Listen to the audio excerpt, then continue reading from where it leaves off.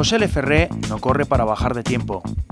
Para él el cronómetro y la distancia es lo de menos. De hecho, el Maratón Divina Pastora Valencia puede suponer solo un pequeño trayecto en su kilométrico viaje. José L. es padre de María, una niña de 13 años que padece una enfermedad rara de la que se conoce muy poco. Bueno, el síndrome de Rett es una enfermedad genética altamente incapacitante, se produce solamente en niñas, son niñas que nacen bien y cuando tienen aproximadamente un año y medio más o menos pues dejan de evolucionar y sufren una regresión muy importante. A partir de ese momento pues bueno, poco a poco dejó de andar, dejó de coger cosas con las manos, nos alarmamos muchísimo, quizá con diferencia la etapa más dura de mi vida. Bueno, pues un día por casualidad me salí a correr con ella. Yo hago deporte desde hace muchísimos años. Durante ese tiempo ella sonreía, igual que la debemos sonreír ahora, y yo creo que eso no se puede pagar nunca con dinero.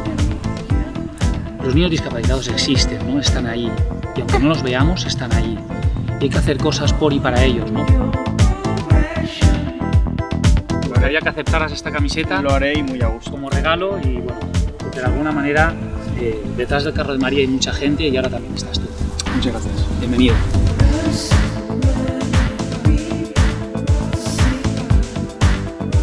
¿Te has planteado tú también salir a correr o tú prefieres esperar? No, yo salgo a correr también.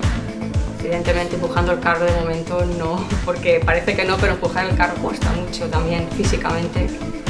Y la verdad es que bueno, él lo hace y la verdad es que lo admiro.